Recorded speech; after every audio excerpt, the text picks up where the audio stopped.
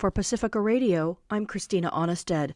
Funeral services for 3 victims of the mass shooting in Uvalde, Texas are scheduled today. A teacher, Irma Garcia, who tried to protect children as a lone 18-year-old high school dropout, massacred 19 youth, will be laid to rest alongside her husband, Jose Antonio Garcia, who died of a heart attack shortly after his wife's murder.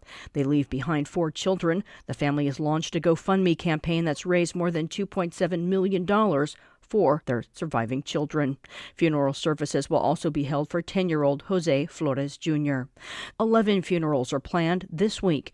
Meanwhile, KWTX-TV released video recording Monday of a child on a 911 dispatch saying they had been shot by the gunman at the Robb Elementary School last week.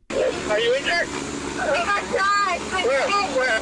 Let's get outside. ABC released dispatched calls stating police were aware of the calls. They previously said they weren't. We do have a child on row 12. Are we able to, is there anybody inside of the building? Child is advising he is in the room full of victims. Officials say a teacher was able to close a door before the gunman entered one of the classrooms, but it failed to lock. The investigation into the shooting has hit a roadblock as the Uvalde School District's chief of police, Pete Arredondo, has refused to comply with the Justice Department looking into the botched police response that's come under heavy scrutiny in the wake of the attack. He was sworn in as a city council member of Uvalde Tuesday with no ceremony. President Biden Tuesday promised he would meet with lawmakers on guns. He spoke as he met with New Zealand Prime Minister Jacinda Ardern. I've been to more mass shooting aftermaths than I think any president in American history, unfortunately. And it's just so much of it is preventable, and the devastation is amazing. Ardern won passage of gun control measures after a white supremacist killed 51 Muslim worshippers at 2 Christchurch mosques in 2019 in her nation. Less than a month later, all but one of the country's 120 lawmakers voted in favor of banning military-style semi-automatic weapons. But in the U.S., no one's expressing any optimism about reinstating a federal ban on sales of semi-automatic assault weapons. The White House has acknowledged that winning new gun legislation will be an uphill climb in an evenly divided Congress. Former Trump advisor Peter Navarro has been subpoenaed to appear before a grand jury this week as part of the Justice Department's probe into the deadly Capitol insurrection. Navarro said Tuesday he was served by the FBI at his Washington, D.C. house last week.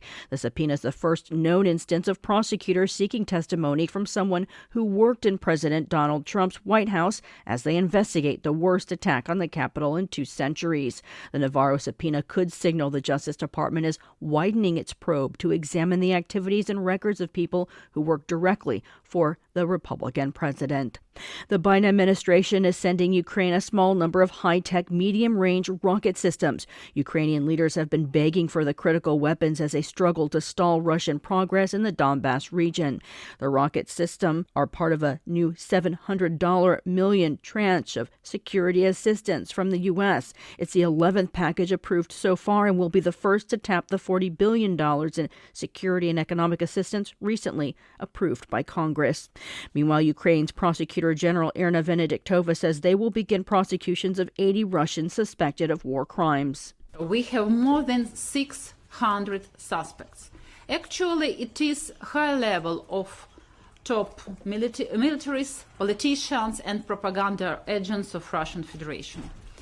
When we speak about war crimes in Ukraine, you know we have near 80 suspects, people whom we identify as war criminals and started to prosecute them. Her statements come as 2 Russian soldiers were convicted of shelling civilian villages in Ukraine and sentenced to 11.5 years in prison. European Commission President Ursula von der Leyen says they have a plan to get grain exports moving again that Russia has blocked at the Black Sea ports in Ukraine. It's hitting African nations hard, like Somalia, which gets 90% of its grain from Ukraine. 20 million tons of wheat are stuck in Ukraine, and they have to get out. And therefore, we have created, and we're working hard on the solidarity lanes that will enable it to bring out parts of this wheat through a land route and trains towards our parts. But Russia's Foreign Minister Sergei Lavrov has deflected blame and pointed the finger to Ukraine and sea mines he says soldiers have placed in the Black Sea port.